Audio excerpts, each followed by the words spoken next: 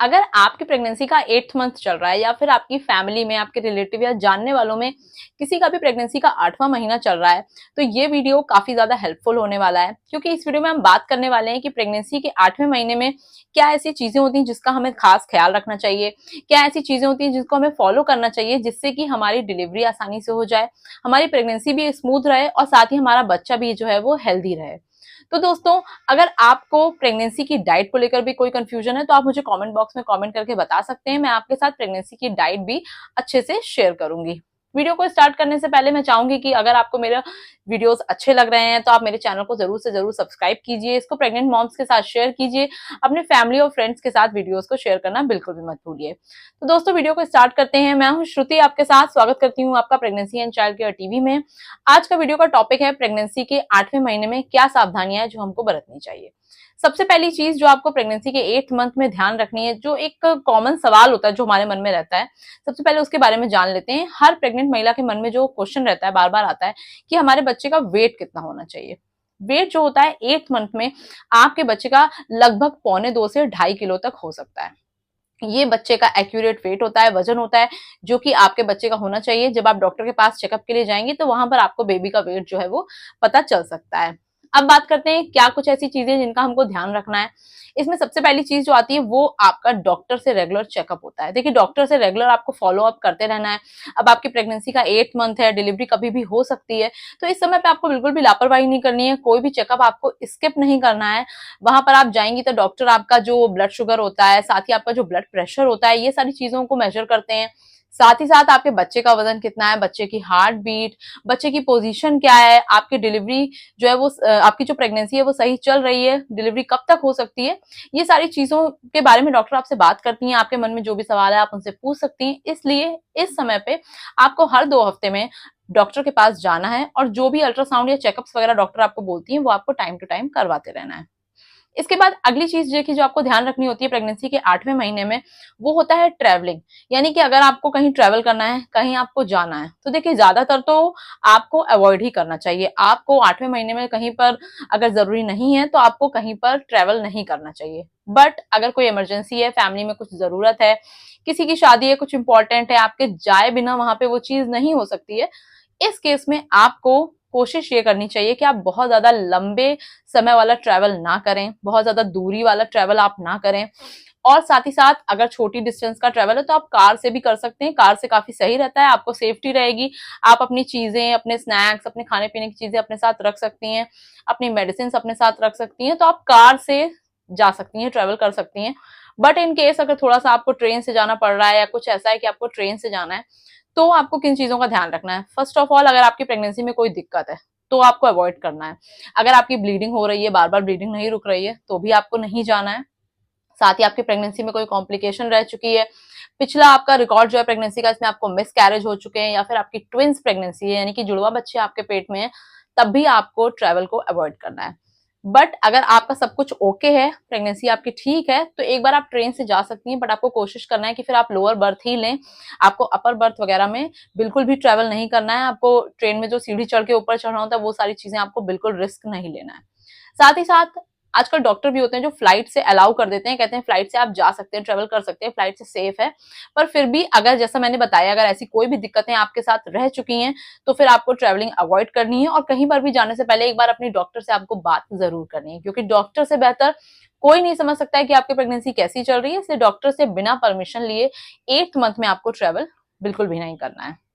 साथ ही साथ आपको ऐसी जगह अगर जाना पड़ रहा है जहां पे बिल्कुल भी कोई मेडिकल आपके लिए फैसिलिटी नहीं अवेलेबल होगी, तो भी फिर आपको अवॉइड करना है। या फिर आपके बॉडी में बहुत ज्यादा स्वेलिंग है, आपको इचिंग हो रही है, आपको प्रेगनेंसी में बार बार पेट में दर्द होता है, आपको यूरिन में इन्फेक्शन है, ये सारी जो समस्याएं, अगर कोई भी समस्या आपके साथ है तो फिर इस केस में आपको अवॉइड करना है। बाकी आप थोड़ी छोटी डिस्टेंस का ट्रेवल जो है वो आप कर सकती हैं। इसके साथ ही अगली चीज जो आपको ध्यान में रखनी है वो ये है कि देखिए, आपको प्रॉपर डाइट लेनी है। वैसे तो आपको पूरे प्रेगनेंसी के 9 महीने में प्रॉपर डाइट लेने की जरूरत होती है, लेकिन 8वां महीना जो है, इस समय बच्चे की ज्यादा ग्रोथ हो रही है, बहुत स्पीड से इस समय बच्चे का वेट बढ़ता है, बच्चे की ग्रोथ होती है। तो इस समय प्रॉपर खाना, प्रॉपर न्यूट्रिशन लेना आपके लिए बहुत ज्यादा इंपॉर्टेंट होता है। देखिए, आपको अपनी डाइट में प्रोटीन हो गया, कैल्शियम हो गया, आयरन हो गया, विटामिन हो गया, ये सारी चीजें आपकी डाइट में होनी चाहिए। प्रोटीन देखिए, अगर बच्चे का वजन कम आया है, अगर अभी आपने फिलहाल में अल्ट्रासाउंड कराया और आपके बेबी का वेट कम है, तो फिर प्रोटीन आपको लेते रहना चाहिए अपनी डाइट में। प्रोटीन के लिए आप पनीर ले सकती हैं, दाल ले सकती हैं, अंडा ले सकती हैं, मीट ले सकती हैं, साथ ही साथ आप सोयाबीन ले सकती हैं। ये सारी चीजों में भरपूर मात्रा में प्रोटीन होता है और इसको लेने से आपके बच्चे का वजन जो है वो अच्छे से बढ़ता है। इसके साथ ही अगर देखिए आपका हीमोग्लोबिन कम आया है, यानी कि आपका ब्लड जो है, जैसे नहीं कहते हैं खून की कमी है, अगर वो चीज आपको डॉक्टर ने बताई है तो फिर आपको आयरन रिच फूड लेना चाहिए। आयरन, आपका पालक में आयरन होता है। इसके साथ ही डॉक्टर जो दवाइयां देते हैं, आयरन के सप्लीमेंट देते हैं, वो भी आपको लेना है। और आप कोई भी आयरन की चीज ले रही हैं तो उसके साथ आपको खट्टा भी लेना है। जैसे आप चाहें तो आयरन की जो गोली डॉक्टर आपको देते हैं, उसके साथ उसको आप नींबू पानी के साथ ले सकते हैं, क्योंकि इससे अच्छा बॉडी में आयरन जो है वो एब्जॉर्ब होता है। इसके लिए आपको ये भी चीज ध्यान रखनी है। साथ ही आपको कैल्शियम का भी ध्यान रखना है, क्योंकि कैल्शियम से बच्चे की हड्डियां बन रही हैं, माँ की हड्डियां बन रही हैं, नहीं तो बाद में फिर आपको कमर में दर्द, पैरों में दर्द, जोड़ों में दर्द, घुटनों में दर्द, ये सारी समस्या होंगी। तो आपको कैल्शियम के लिए आपको दूध लेना है, आपको दही भी खाना है, आपको पनीर भी लेना है। जो भी डेयरी प्रोडक्ट्स होते हैं उनमें कैल्शियम होता है। साथ ही साथ कैल्शियम की दवाई भी डॉक्टर लिखती है, तो आपको दवाइयां बिल्कुल भी स्किप नहीं करना है। जो भी आपको सप्लीमेंट्स डॉक्टर ने बताए वो आपको टाइम टू टाइम लेते रहना है। और बिल्कुल भी ऐसा नहीं कहना है कि मुझे दूध अच्छा नहीं लगता है। दिन में 2 ग्लास दूध आपको पीना ही पीना है। इसके बाद अगली चीज देखिए जो आपको ध्यान में रखनी है, वो ये होता है हाइड्रेशन। अच्छी डाइट तो आप ले रहे हैं, पर प्रेगनेंसी में पानी पीना भी बहुत जरूरी होता है।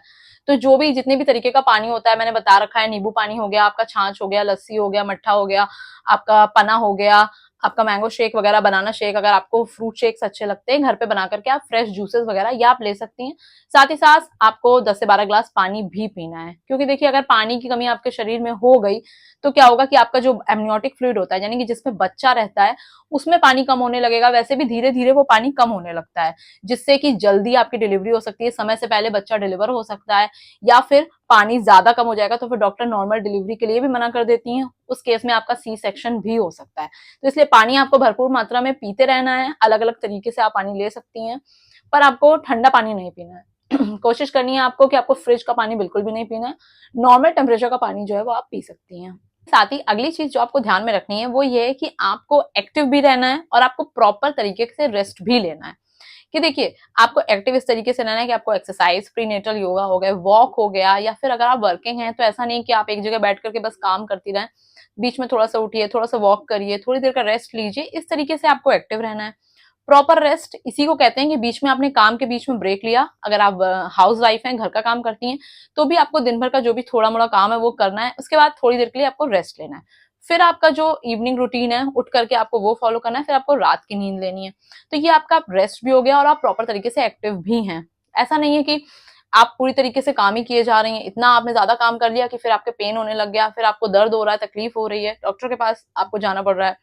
और रेस्ट करने का मतलब ये नहीं होगा कि फिर आप बेड पे ही हैं, पूरी तरीके से बेड पे ही रेस्ट कर रहे हैं। क्योंकि देखिए अगर आप पूरी तरीके से लेजी हो जाएंगे, बेड पे रेस्ट करेंगे, तो आपकी बॉडी में अच्छा ब्लड सर्कुलेशन नहीं होगा, अच्छी तरीके से खून जो है वो बनेगा नहीं, और साथ ही फिर आपकी डिलीवरी के समय भी आपको दिक्कत आएगी, क्योंकि आपकी बॉडी जो है वो लेजी हो जाएगी। थोड़ा आलस आ ही जाता है 8th-9th मंथ में।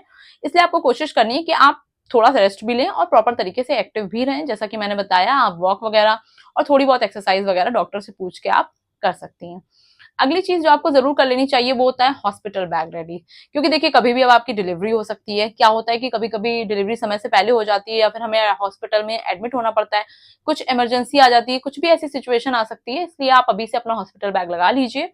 हॉस्पिटल बैग में आपके लिए, आपके बच्चे के लिए जो भी कपड़े, जो भी चीजें, सामान आपको रखना है, आप पहले चाहें तो उसको अच्छे से धो सकते हैं। कपड़े वगैरह जो होते हैं धो करके, आयरन करके आप उसको रख लीजिए।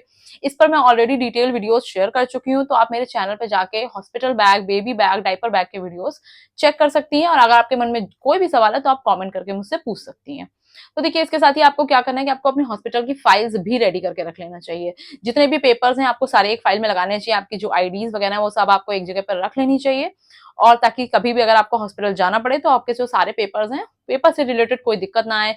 जो भी रिपोर्ट्स हैं, जो भी अल्ट्रासाउंड्स वगैरह आपने कराए हैं, सबको एक फाइल में अच्छे से सेट कर लीजिए और उसको अपने बैग में आप रख लीजिए।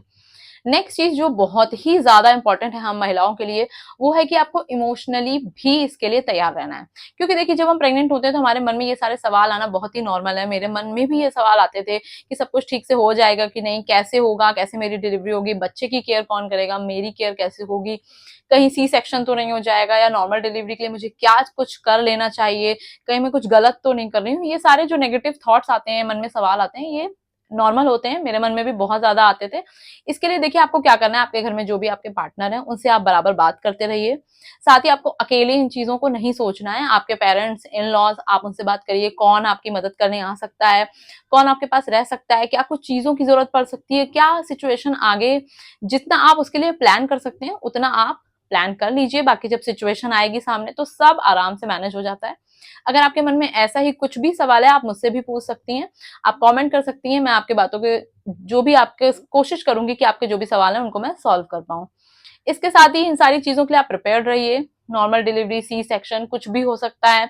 बहुत ज्यादा आपको स्ट्रेस नहीं लेना, क्योंकि बहुत ज्यादा आप फिर सोचेंगी तो बहुत ज्यादा एंग्जाइटी होगी, आपको बहुत ज्यादा डर लगेगा, बहुत ज्यादा आपका बीपी फ्लक्चुएट हो सकता है, आप डर सकती हैं, आपको नॉर्मल डिलीवरी से भी डर लग सकता है। इसलिए नेचुरल है, सभी के साथ होता है। तो आप जितना अपने इन लॉज से, अपने पेरेंट्स से, अपनी मदर से बात करेंगी उतना ही आपको बेहतर फील होगा। तो दोस्तों आज का वीडियो बस यही था। आज हमने बात करी कि 8वें महीने में क्या कुछ चीजें हैं जिनका आपको ध्यान जरूर रखना चाहिए। आई होप आपको मेरे वीडियोस अच्छे लग रहे होंगे और वीडियो आपके लिए हेल्पफुल हो रहे होंगे। दोस्तों वीडियो को लाइक करना, शेयर करना, चैनल को सब्सक्राइब करना आपको बिल्कुल भी नहीं भूलना है। मिलते हैं नेक्स्ट वीडियो में। Thank you for watching.